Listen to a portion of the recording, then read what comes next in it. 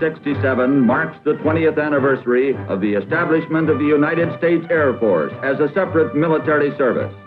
And it also marks the 60th year of the use of military aviation as a part of our nation's defense structure.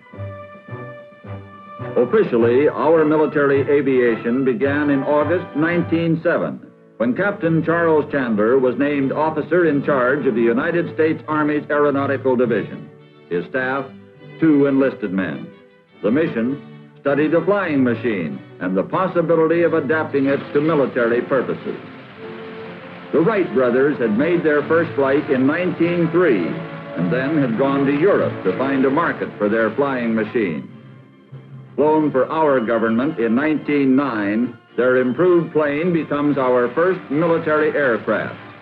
He made about 42 miles an hour. Glenn Curtiss, another aviation pioneer, also built some of our first military aircraft. But our air power growth was slow. After 4 years, only 41 pilots had earned these gold wings.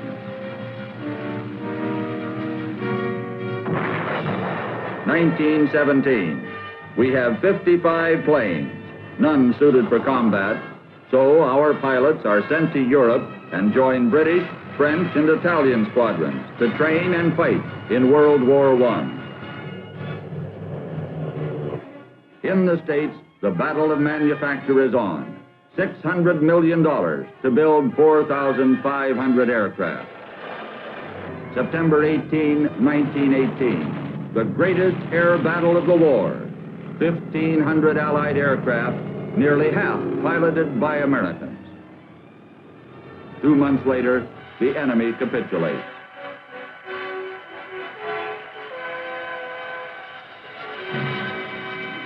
As we moved toward the 20s, the plane became a toy. Our war-trained pilots turned to barnstorming, gypsy flyers, earning their way with any spectacular stunt.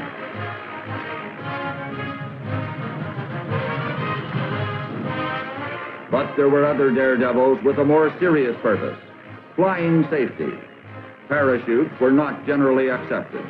To prove they worked, many of the test jumps were made by the inventors themselves. The first cross-country flight as a military T-2 that left New York with over 700 gallons of fuel lands at San Diego.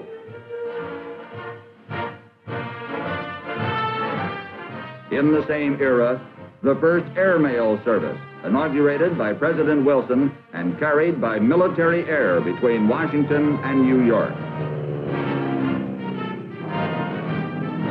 Practice draping missions against troops with anti-aircraft weapons becomes part of our military aviation training program as we refine the techniques of close air support for ground forces.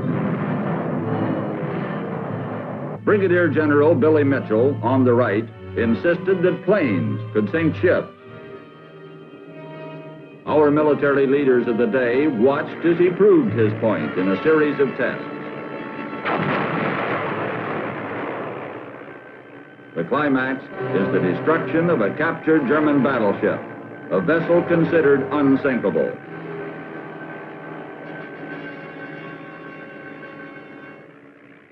In 1923, the Barling, 32,000 pounds, moving along at 61 miles an hour. It didn't make the inventory, but it was a valuable test vehicle for our aeronautical engineers. Aerial refueling is developed, and the famous question mark remains aloft for nearly a week.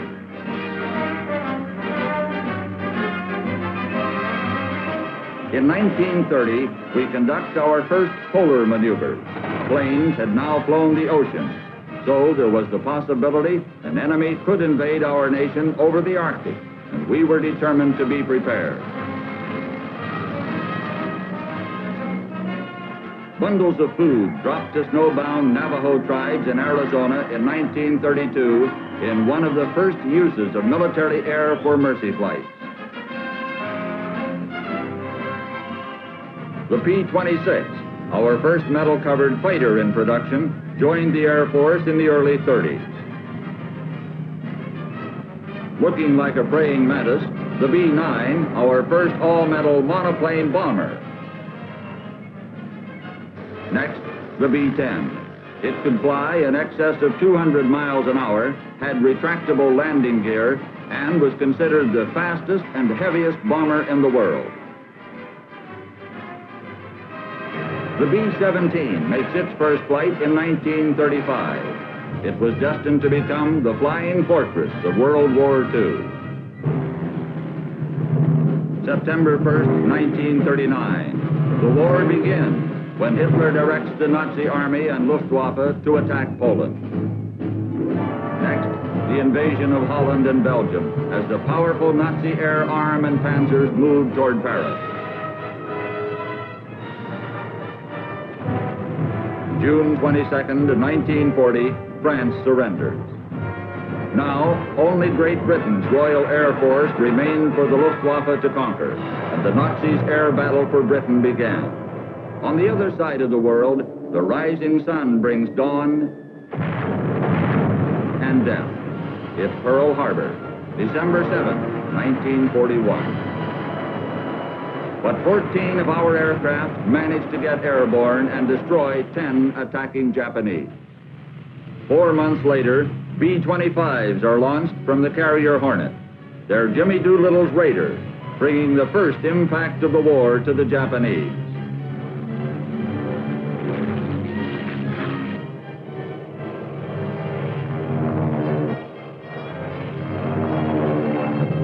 B-17s lift off from Midway in June 1942 to join our Navy's carrier-based aircraft in meeting a Japanese task force for a battle that is to mark a turning point in the war in the Pacific.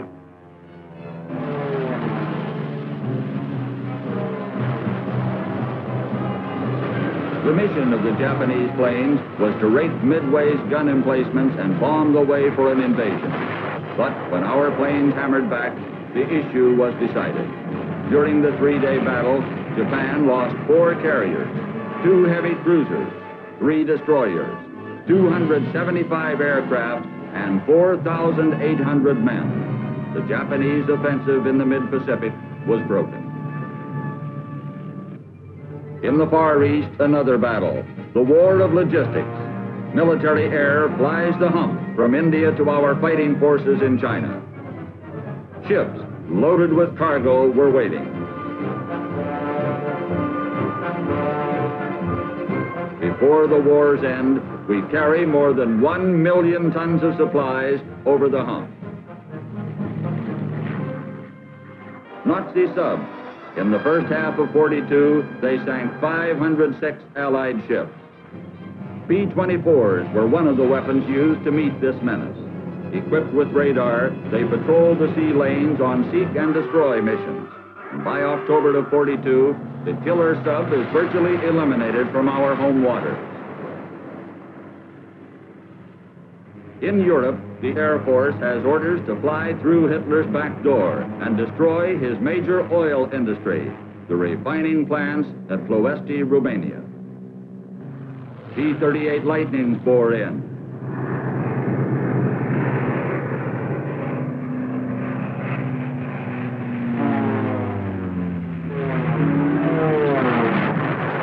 B-24s have their say.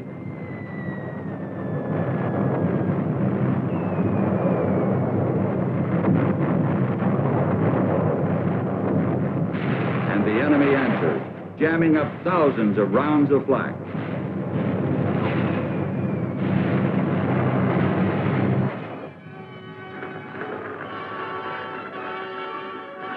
When the argument was over, our military air was victorious. We destroyed nearly 90% of the Romanian oil that was feeding the swastika war machine.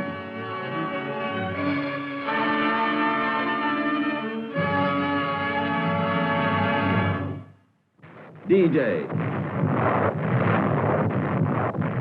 The invasion of Hitler's Europe is mounted. Leading the attack, air power plays a major role.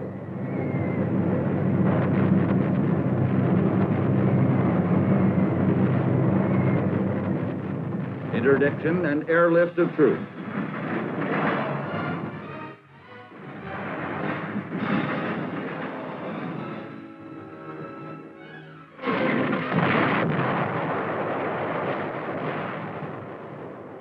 Allied surface forces hit the beaches of Normandy. As ground troops fought for a foothold, our bombers cut enemy lines of communication and supply. Long before the invasion, our air forces had virtually swept the airfields and the skies of Europe of enemy aircraft. General Eisenhower was able to assure the invasion force that on D-Day, if you see any planes, don't worry, they'll be ours.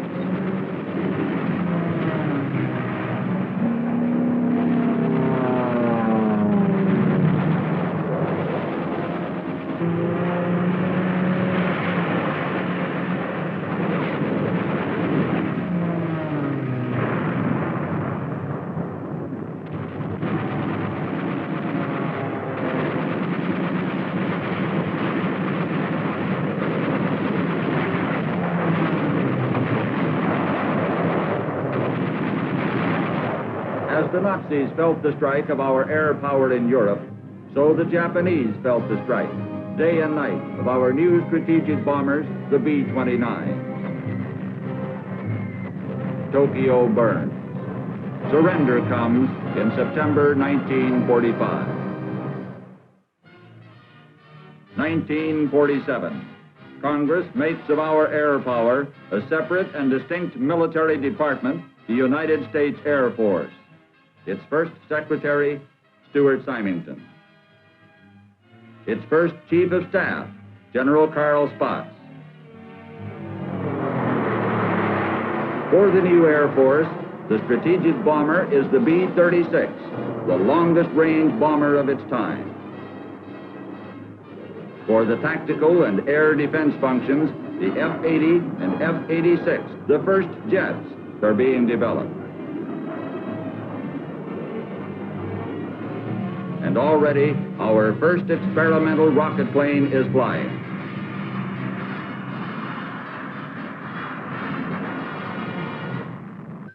(1948), the Berlin blockade. Nothing can move in and out of West Berlin. Over 2 million West Berliners now face starvation, unless they can be fed by airlift. For 15 months, 24 hours a day, with cargo planes finally landing every 3 minutes, the people of Western Berlin are sustained entirely by this humanitarian airlift directed by the United States Air Force. Korea, 1950. Communist North Korea attacks the Republic of South Korea. The communist attack is powerful. The defeat of South Korea seems assured, except that the United States is committed to aid in their defense. Air power is our only weapon ready to immediately stem the flow of enemy troops, and we stage aircraft of our Far Eastern Air Forces. The 24th Division is flown in to be supported by forces from 15 member countries of the United Nations. Air hits hard as our ground forces dig in.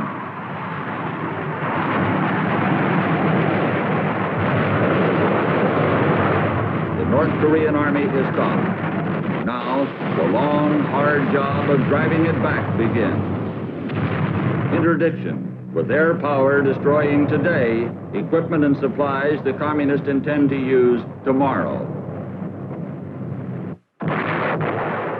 September 15, 1950, American forces land at Incheon, flanking the communists on the west.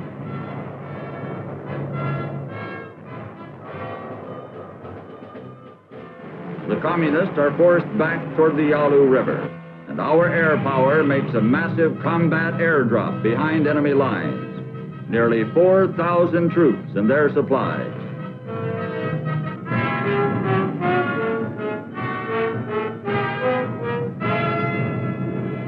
Then, the big stuff, jeeps, ammo, and trucks.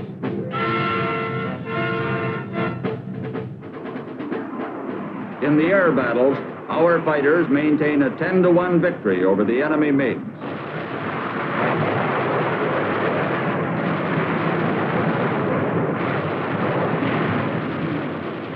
fighting ends in 1953. 1954. The Air Force Academy is established by Congress to provide a new generation of officers for the new Air Force.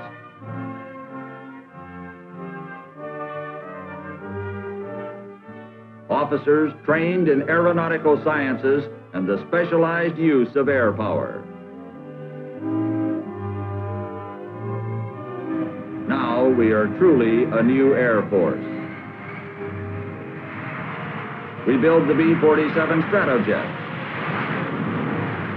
and our series of Century fighters, the F-100, F-101 Voodoo, the F-102, the 104 Starfighter, the F-105 Thunder Chief, the F-106 Delta Dart, F-4 Phantom II, and for transports, the still reliable C-47, C-54 Skymaster, C-119 Flying Boxcar, C-123 Provider, C-130 Hercules,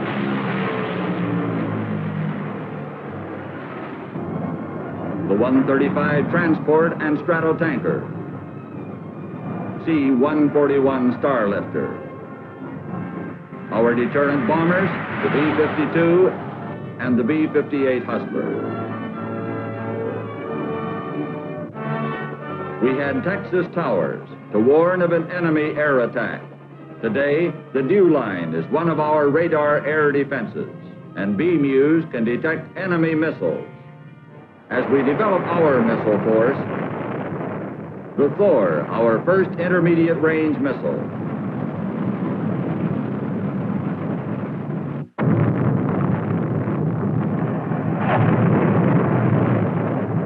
The famous Atlas, our first ICBM. In the beginning, it had problems, just as our early aircraft had theirs.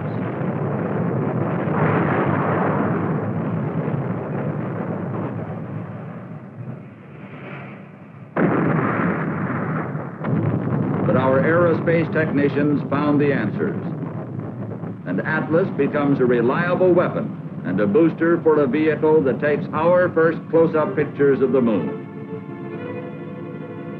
Air Force Titan II, the booster for all NASA Gemini flights. June 3, 1965, Titan II sends Air Force Major White for his famous walk in space.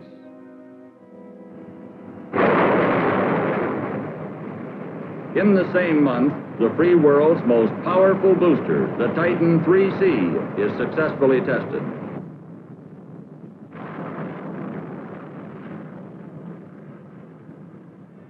During these same years, the Air Force brings a new generation of missiles into the inventory, the solid fuel Minuteman.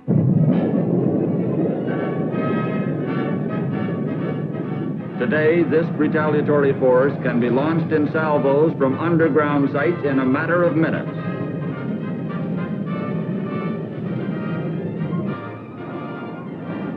Experimental vehicles. The X-15, a manned rocket ship, and for vertical takeoff and landing, the tri-service XC-142. The supersonic XB-70. The F-111 with variable sweep wings. The YF-12A experimental interceptor. For strategic reconnaissance, the SR-71. The Air Force C-5A to be our largest transport aircraft, carrying 250,000-pound payload. HH-3Es, modified for mid-air refueling, become the first choppers to cross the Atlantic non-stop. A new rescue technique, ground-to-air recovery by an HC-130. Vietnam. American air power gives unparalleled support to Allied ground forces.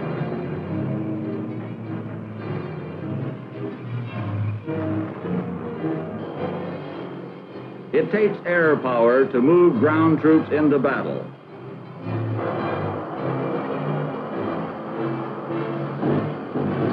To supply them with ammunition, food, and equipment.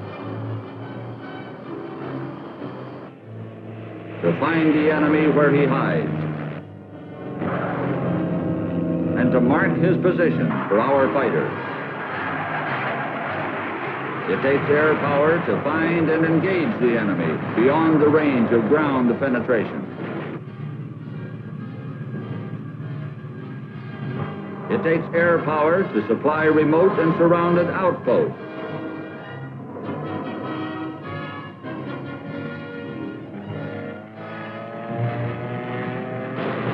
It takes air power to fight the enemy on his distant and secret trails.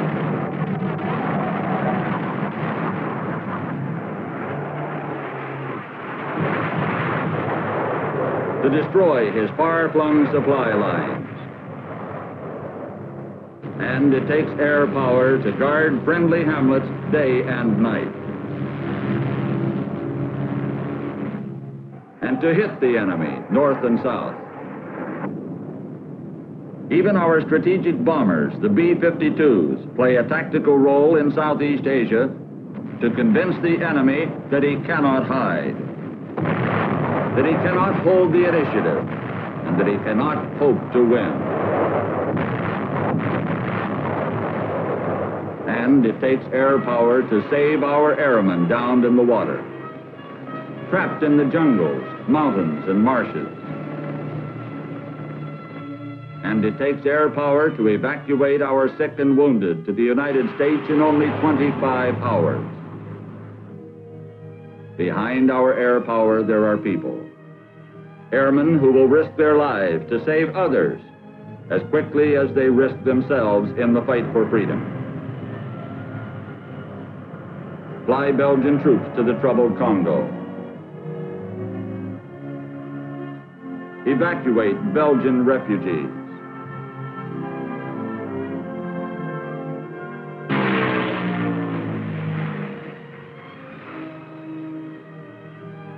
Airdrop wheat for the starving.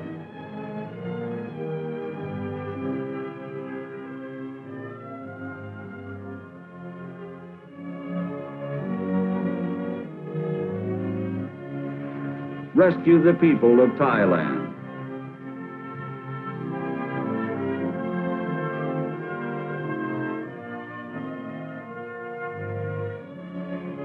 Give medical aid for the diseased and the injured.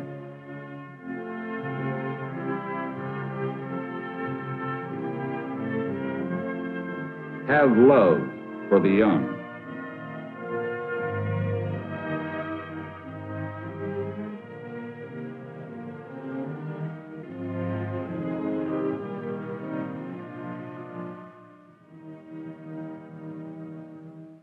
This, then, is 60 years of military aviation. 60 years that have opened one of the greatest career fields in the world to the young people of our country.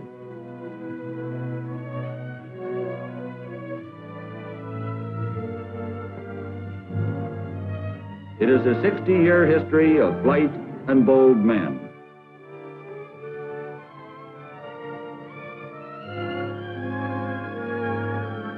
Tomorrow, there will be more pioneers. Men of our Air Force who are not afraid to make decisions. Airmen who think beyond today.